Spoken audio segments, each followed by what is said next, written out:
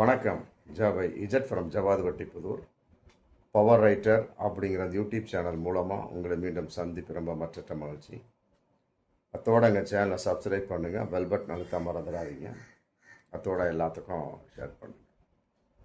அதாவது ஆன்லைனில் மது விற்க போகிறாங்களாம் தமிழக அரசு. இன்றைக்கி தகவல் ரொம்ப வைரலாக பரவிட்டு இருக்கு. ஆல்ரெடி கடையில் கூட்டத்தை பார்த்தாலே சகிக்க முடியல. இதில் ஆன்லைனில் அப்படிங்கிறப்ப அதை ஒழுங்குபடுத்தவே மிகப்பெரிய ஒரு கூட்டம் தேவை. ஏன்னா புக் பண்ணிட்டான் அப்படின்னு வைங்களேன், அவனுக்கு மிகப்பெரிய ஒரு அதிகாரம் வந்துடும். க்யூவில் நிற்கிறதுக்கும் ஆன்லைனில் புக் பண்ணி வாங்குறதுக்கு நிறைய வித்தியாசம் இருக்குது. ஆன்லைனில் அப்படிங்கிறப்ப அவன் தனி ஒரு மிகப்பெரிய ஒரு திமிராக வருவான். டக்குன்னு கொடுத்த உடனே டக்குன்னு அவருக்கு உடனே பாட்டில் வந்துடணும். இதையெல்லாம் இன்னொரு கூத்து, ஆன்லைனில் புக் பண்ணிவிட்டு சீக்கிரமாக வாங்க போகக்கூடிய ஒரு சூழல் ஏற்பட்டோம். நார்மலாக வாங்கக்கூடிய ஒரு சூழல் அப்படிங்கிறப்ப க்யூவில் நிற்கணும், ரொம்ப நேரம் ஆகும். அந்த டாஸ்மார்க் கடையில் பார்த்தீங்கன்னா கையை ஒருத்தன் அந்த சந்துக்குள்ளே ஒரு கை இருக்காது, 7 கை இருக்கும். அவன் யாருக்கு காசை வாங்கி என்ன பண்ண போகிறான்னு தெரியல, விற்கிறான். அவ்வளோ ரொம்ப நெருக்கடியான ஒரு வியாபாரம் தான் டாஸ்மார்க் வியாபாரம். இதை ஒழிக்க வேண்டும் என்பது தான் எல்லோருடைய விருப்பமாக இருந்தாலுமே கூட மக்களை பொறுத்த வரைக்கும் அது அடிமைத்தனமாக இருக்கக்கூடிய சமயத்தில் வரக்கூடிய ஒவ்வொரு அரசும், எம்ஜிஆர் பார்த்தாரு, கருணாநிதி பார்த்தாரு, மற்றபடி மு.க. ஸ்டாலின் பார்த்தாரு, எடப்பாடியும் பார்த்தாரு, ஜெயலலிதாவும் பார்த்தாரு, எல்லாரும் பார்த்தாங்க. ஒழிக்க முடியல. ஒழிச்சாங்க அப்படின்னா அப்புறம் கள்ளச்சாராயம் உற்பத்தி ஆகும் அப்படிங்கிற ஒரு விஷயம். அது ஒரு வகையில் சும்மா ஜல்ஜாப்பு, ஏற்றுக்கொள்ள முடியாது என்று சொன்னாலுமே கூட கட்டுப்படக்கூடிய அளவுக்கு எந்த மனிதர், அது இந்த காலத்தில் பெண்களும் குடிக்க ஆரம்பிச்சிட்டாங்க. சொல்ல வேண்டிய அவசியமே இல்லை. அது ஆன்லைனில் புக்கு அப்படின்னா இன்னும் சொல்ல வேண்டிய அவசியமே கிடையாது. லேடிஸ் புக் பண்ணுவாங்க, டக்குன்னு கடைக்கு முன்னால் வாங்கிட்டு சீக்கிரமாக வாங்கிட்டு போயிடுவாங்க. ஏன்னா அந்த புக்கிங் ஆர்டர் கான்செப்ட் தான். அப்படிங்கிறப்ப கூட்டம் அதிகமாக இருக்காது. அப்போ க்யூவில் நிற்கக்கூடிய சமயத்தில் யாராவது பார்க்குறாங்களா, இப்படி நம்மளாம் திரும்பி பார்த்துக்கிட்டே இருப்பான். நம்மளால் நமக்கு தெரிஞ்ச மச்சான் வந்துடுறானா, மாமன் வந்துடுறானா, சித்தப்பன் வந்துடுறானா, இல்லை அப்பனே வந்துடுறானா அப்படின்னு ரொம்ப கூர்ந்து பார்த்துக்கிட்டே இருப்பான். அவசரமாக நம்ம ஒரு பாட்டில் 150 200 கொடுப்பான். மிச்ச சில்லறை கூட கவனிக்காமல் வாங்கிட்டு போயிட்டே இருப்பான். அவ்வளோ அவசரமாகவும் பதட்டமாகவும் இன்றைய நிலைமை, க்யூவில் நிற்கக்கூடிய நிலைமை அது. ஆனால் ஆன்லைன் அப்படிங்கிறப்ப சொல்ல வேண்டிய அவசியமே கிடையாது. ஆமாம், கடைன்னு வருவாங்க, டக்குன்னு நிற்பாங்க, யாரையுமே பார்க்க மாட்டாங்க. லைனில் கொஞ்சம் நேரம் நிற்பாங்க.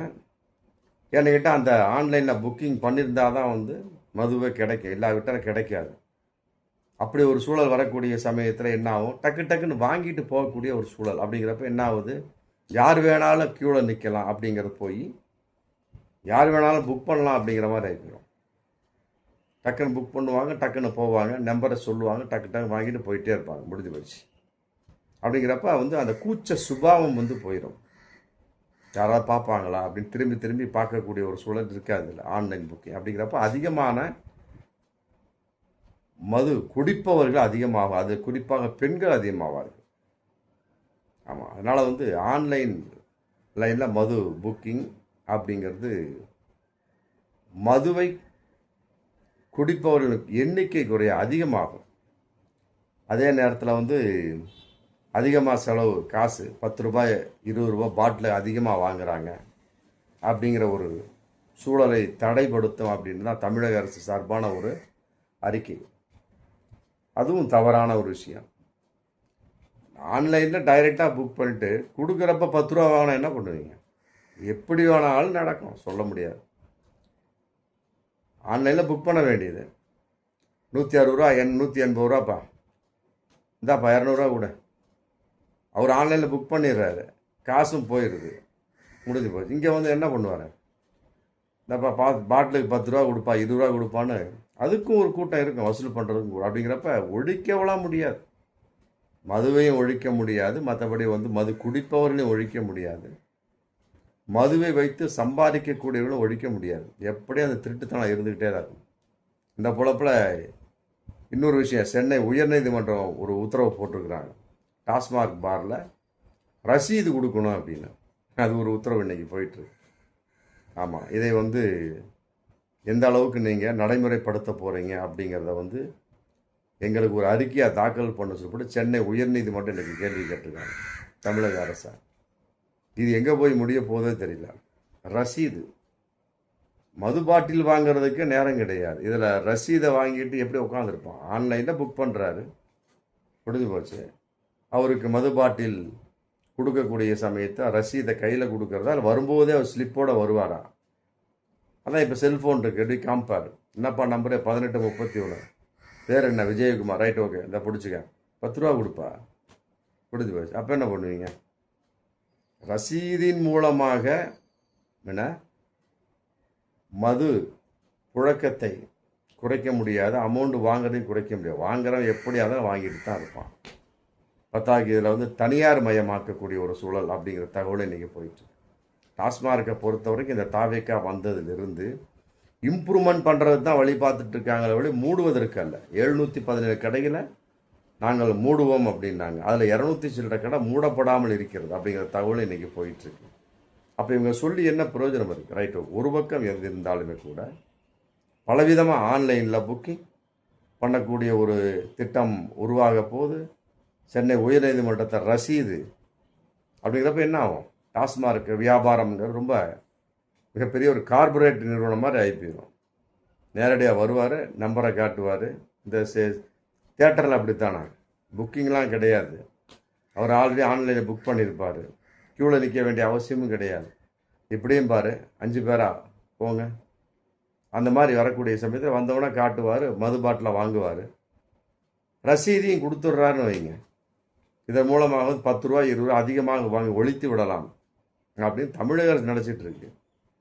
உதாரணத்துக்கு எடுத்துக்கும், ஒருத்தர் வர்றாரு, செல்ஃபோனில் நம்பரை காமிக்கிறாரு, என்னப்பா சிவகுமாரா, ரைட் ஓகே, 718 834, ஆமாம் சார், இந்தாங்க சார், என்ன வேணும், இந்தா பீர் பாட்டிலாக, மற்றபடி விஸ்கியா ஏதோ ஒன்று புடி, முடிஞ்சு போச்சு, 10 ரூபா கொடுப்பான், அவ்வளோதான்.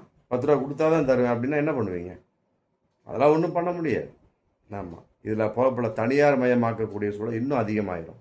இதையெல்லாம் ஒரு கூத்து 100 மீட்டருக்குள் பார் அமைத்து கொள்ளலாம் அப்படிங்கிற ஒரு தகவலையும் இன்னைக்கு தாவேக்கா கொண்டு வர போகிறாங்க. எப்படிலாம் பாருங்கள், டாஸ்மார்க்கை ஒழிக்கக்கூடிய அளவுக்கு யாருமே இல்லை. ஆமாம், அப்புறம் எது 717 கடையை மூடிக்கிட்டு தேவையே இல்லை, அதையும் திறந்து விட்டுற வேண்டியதானே. அது சம்பந்தமான ஒரு வருமான போர் இந்த பட்ஜெட்டில் தாக்கல் பண்ணியிருக்காங்க. 2026 2027 பட்ஜெட் 5000 கோடிக்கு டாஸ்மாக் விற்பனையை அதிகரிக்கப் போவதாக தகவல் இன்னைக்கு வந்திருக்கு. தாவேக்கா பட்ஜெட் போட்டிருக்காங்க. இந்த அளவுக்கு இருக்கக்கூடிய சமயத்தில் மதுவை யாரால் ஒழிக்க முடியும்? கட்டாயமாக ஒழிக்க முடியாது. பட்டுக்கோட்டை சொன்ன மாதிரி தான், திருடனாய் பார்த்து திருந்தாவிட்டால் திருட்டை ஒழிக்க முடியாது, குடிகாரனாய் பார்த்து திருந்தாவிட்டால் குடியை ஒழிக்க முடியாது. பார்ப்போம் மீண்டும் அடுத்த வீடியோ. நன்றி.